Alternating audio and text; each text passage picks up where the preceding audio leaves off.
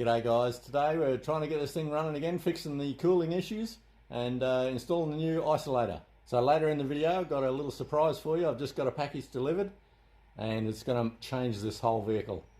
Let's get into it, eh? Here we go.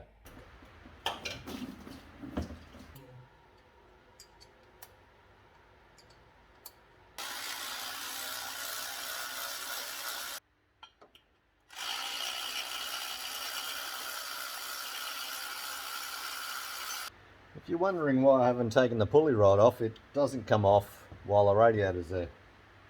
But it gives me access to all these other bolts with the ratchet and everything. Anyway, let's see what's behind door number one.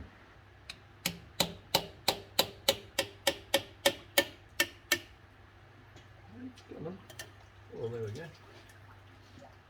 Oh my God. No, who would do that? Ah, just kidding. So I've cleaned the old water pump out and it doesn't look that old. Like all these fins, they're not rusted, which is a good sign. It turns quite freely without spinning, which means the seal is relatively tight on both inner and outer, and there's no movement in the pulley. All these jackets are relatively clean. There's no gunge in there. Like the little port there, it's pretty good. I'm gonna put a new gasket on this and put it back in. The journal looks alright. That journal looks alright. Looks like in the past it's been rubbing against the housing there, but that's not recent. It's not the water pump. It's got to be something else. Anyway, let's keep looking. Let's put this back on. I finished cleaning the gasket surface off and I'll just run the file over it just to get any possible high spots, any little dings. Just run it flat. This one's pretty good, because if this surface isn't flat and the mating surface isn't flat and you try and do up all these bolts, there's a high probability that when you're nipping them up, you'll crack the housing. Well, you'll crack the pump or the housing. I've seen it happen not that long ago. Fella didn't clean off the gasket properly and big crack. It was a brand new pump too. Anyway, it looks good. I'll put some goop on there and a gasket. Let's get into that.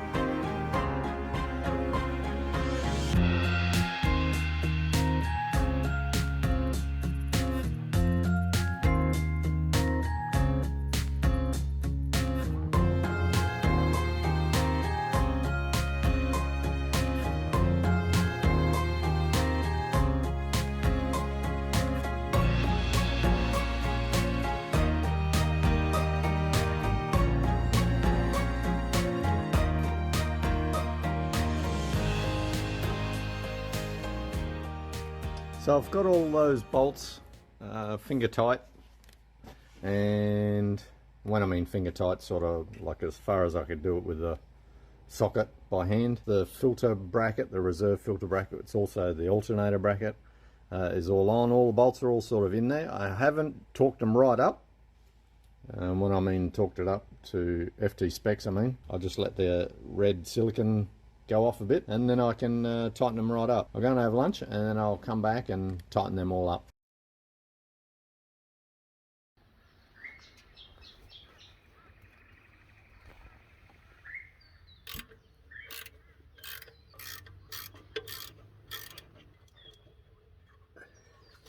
Here's the alternator off the Lancer motor. It wasn't hard to get that off. That's the serpentine pulley, or multi-V, whatever you want to call them.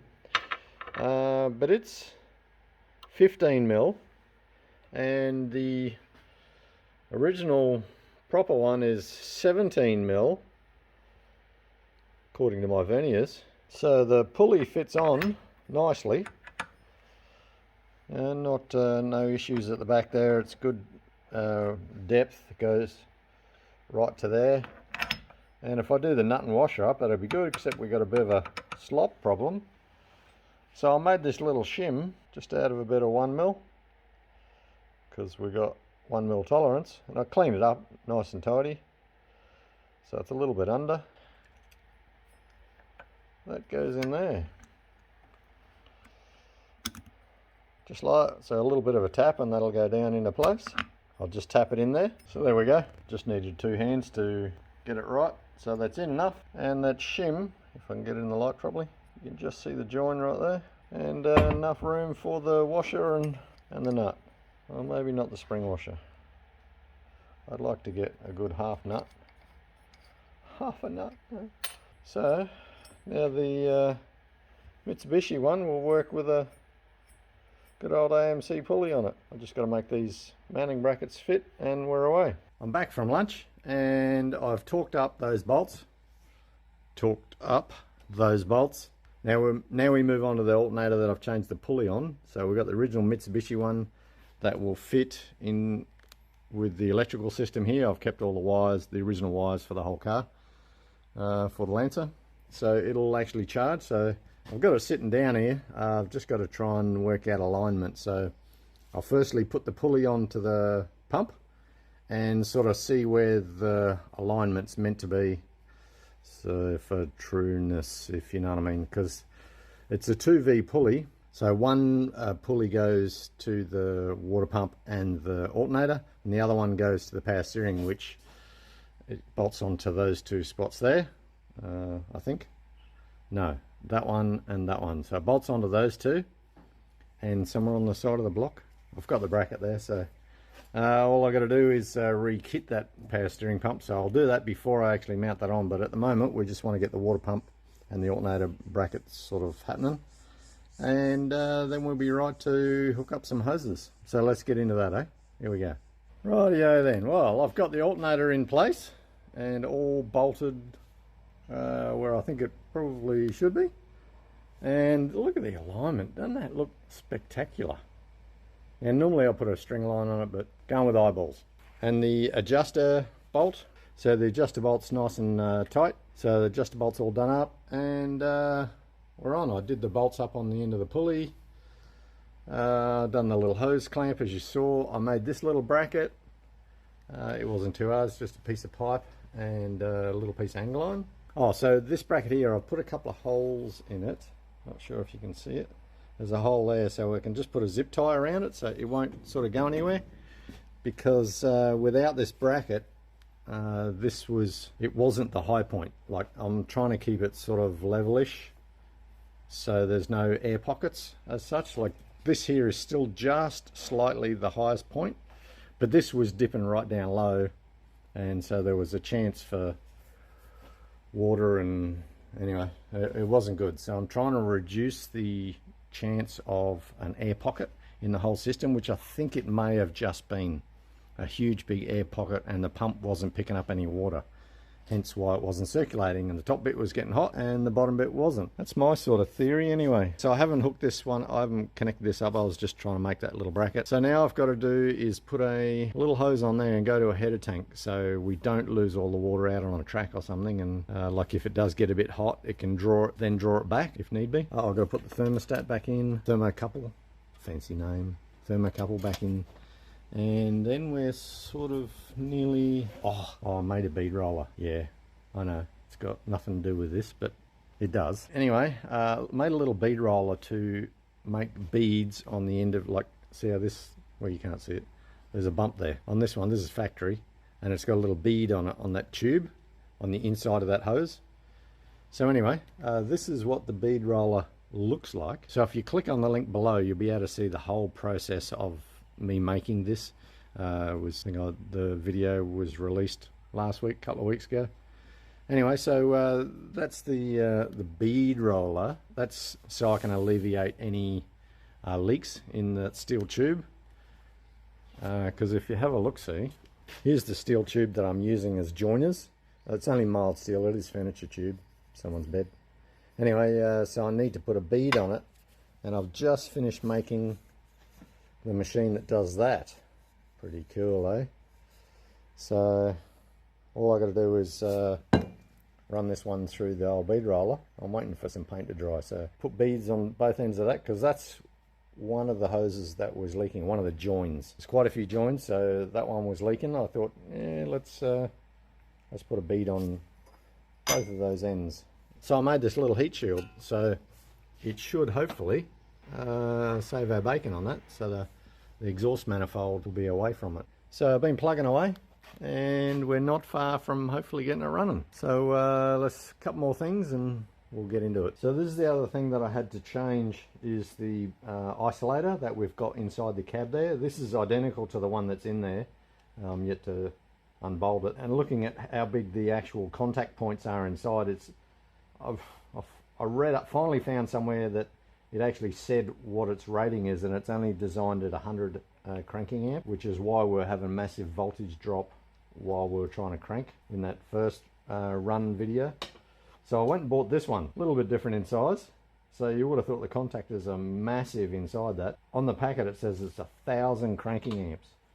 So I'm kind of expecting good things from it, and no voltage drop. 24 volt or 12 and 24 volts. But the bolt holes aren't the same, so I'll keep these ones for go-karts or, you know, mini bikes or quads and stuff like that. The big beefy ones got to go in the zombie snobber, and so let's go and drill some more holes, mount it in there.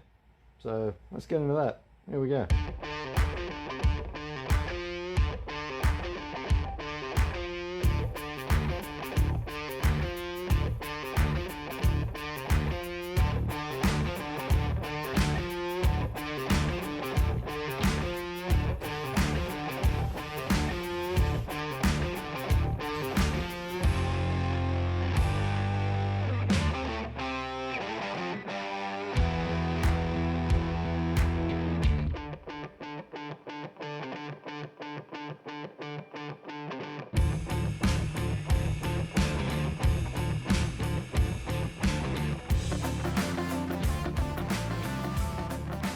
Well, I'm glad we changed that isolator. Look at those bumps. That's from heat. That's from overdoing it, cranking on the poor old thing. Glad we put that new one in. Because if you look at the other one that I had, because I bought two, well, I don't know. See, there's no bumps there. Yeah, so she was not far from melting and not working again. Or, it's even got a bit of a twist in it. Or catching on fire. So, glad I did that. So guys, always think about how much cranking amps you're putting through a isolator. I didn't even think about it, but yeah, anyway, now I've got two for something else to do. So there's plenty of other things to do. Let's get into it. I want to go for a drive this RV. Yeah, so here's these parcels that I was telling you about. Here's one and there's the other. They come all the way from Western Australia. Rusty's Metal Cut Signs and Designs. On your Rusty. Mate, let's see what they actually are. He said they got to do with the vehicle, and I thought, okay, well, surprise me. So let's cut them open and see what surprises are within.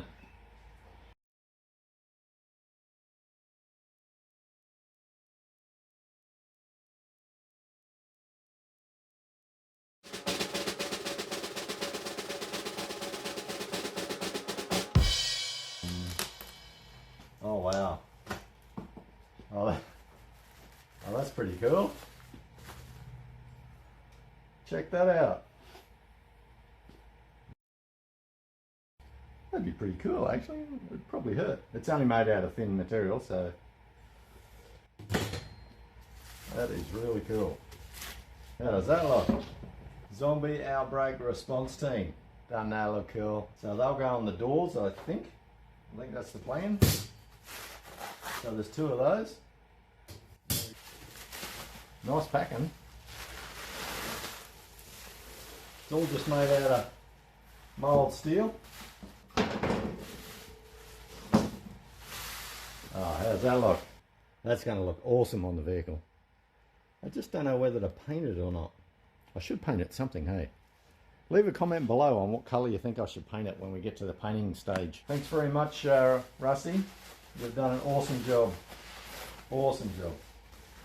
That looks... Anyway, let's check out the other one.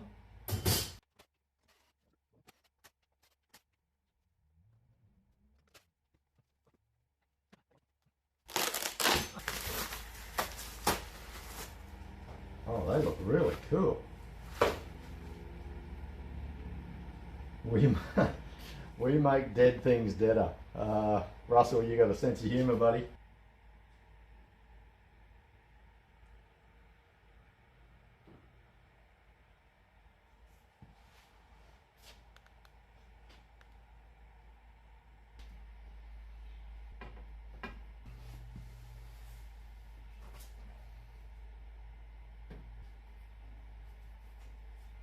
I wonder if we used it as a stencil, especially for the bottom one, it might come out a bit better. I don't know, it comes out pretty good as it is.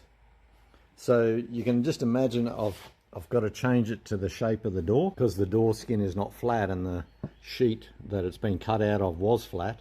So I've just got to put a bit of a curve in it to the shape of the door, and I think it'll come up really good. The bottom one's sort of not too bad, it still has a curve on it, but looking at that, I think that'll suit really well. So thanks, Rusty, that looks awesome. Just got to work out the colours because the car's not going to be red anymore. I'm planning to make it another colour. How would shiny and chrome be? Let's get back into the build.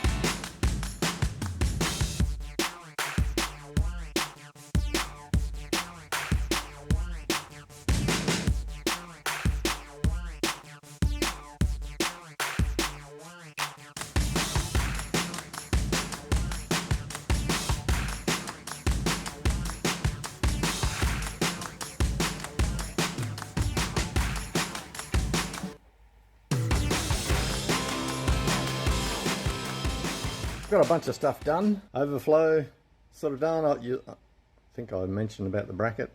So I got the overflow on there, put a little zip tie on. I had a hose clamp, but when you put the cap on, it was bound to be, cutting the end off your thumb every time.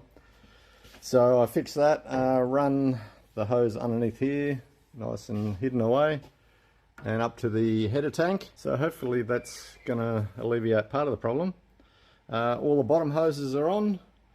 I put a shield, you can just see it, a little steel shield between the power steering box and the bottom radiator hose. It's just a little sheet metal folded one that I folded up, and put the joiners with the beads on them all in there, because that one there was leaking a little bit, so I fixed that. Alternator's on, yep, that was before. I'm ready to fill it up. Now what I've got is a funnel, a radiator filling funnel. I think part of the problem last time was we had a big airlock in there, thinking. Could be, maybe not. So if you buy this kit, I don't have an affiliate with them or anything, so I bought this funnel thing, and it has like a on-off valve. Like you just pull the plug and all the water goes down there, right, normal, and then when you want to take it off, you just sort of put that back in there. I guess it's for when you're using coolant, but at the moment I just want to get all the air out of the system for the water. So you fill it up, you have this little thing out, and it just sort of, you know, gurgles away, and then when the thermostat actually opens, there should be no air pockets in there, so it'll just flow through. That's the theory anyway. More ideally for coolant, so you don't waste any coolant. And then you can just put this bung in there, like if this is half full, so you don't waste any. So you put that bung in, you undo the radiator cap thing, and you put the coolant back in your bottle, so you don't lose it. And so then it'll go into the header tank. I'll put some in the header tank and everything. So we're so close. Done. All that's done. Let's just put some water in, and see how we go. Hopefully we've got no leaks. So I can't spill it this time. I'll find a way.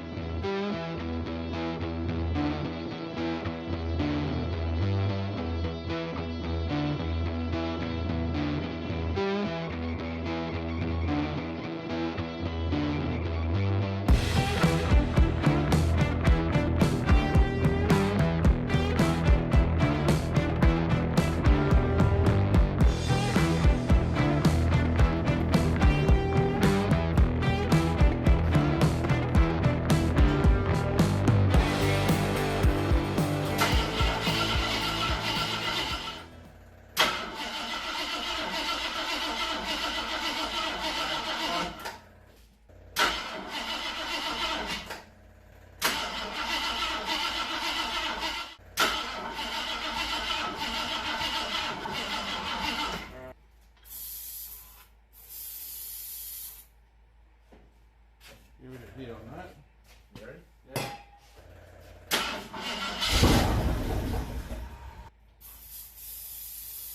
Now again.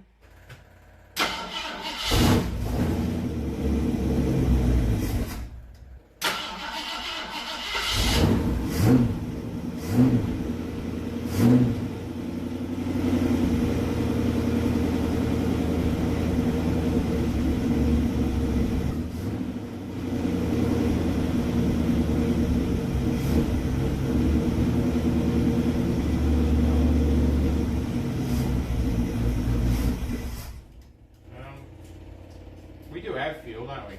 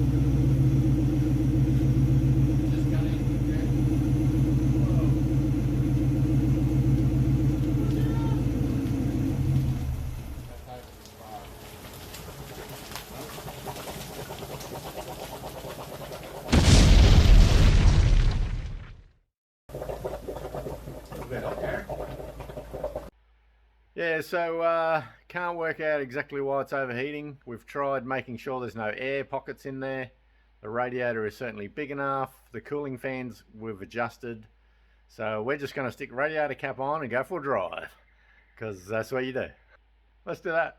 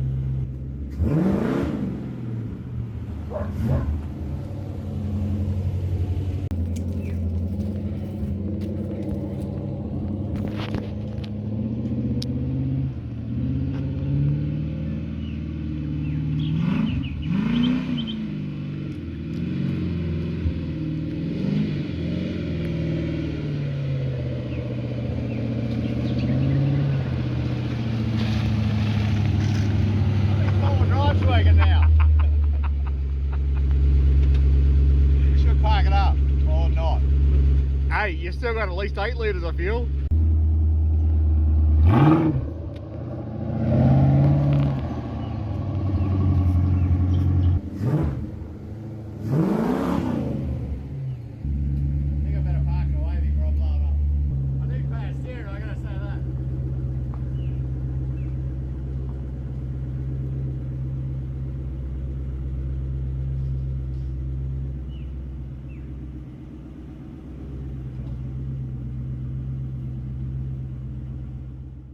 So what do you think of that little drive? That was pretty cool, eh? So it drives, it selects gears. I did pop it into second. I can't remember where, somewhere here. Got plenty of power, which is good, but it was all in low range. So I haven't got the full drive selector working as yet. So I've just got to make a lever, like everything I've got to make for this.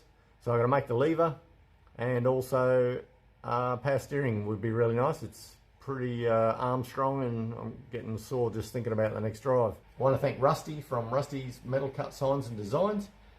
He's provided those signs for me and went to a lot of trouble getting the design and the cut and everything sorted out. That was really good. Appreciate that. If you want to see the video where this is in, the link will be in the description. So check out his YouTube channel where he actually makes the signs for this. Also, I'd like to thank Garry from AMC Restorations. He's been a big help trying to get the fans and the cooling system sort of rectified. And I think we've got it this time. It is a big motor, and we're sort of jammed it into this little tiny car, but I think we've got it sorted this time. So we only got a few more things left to do mechanically, and then we start doing the outside stuff. So leave a comment below on what you think we should be putting on the outside. You know, big wild looking tanks, or fuel tanks, gun carriers, you know, all that kind of stuff. Yeah, probably none of that. But anyway, yeah, leave a comment below on what you think we should put on the outside of the vehicle. Probably going to change the colour. So that'll probably all come up in the next video. We'll catch you then, eh? See ya.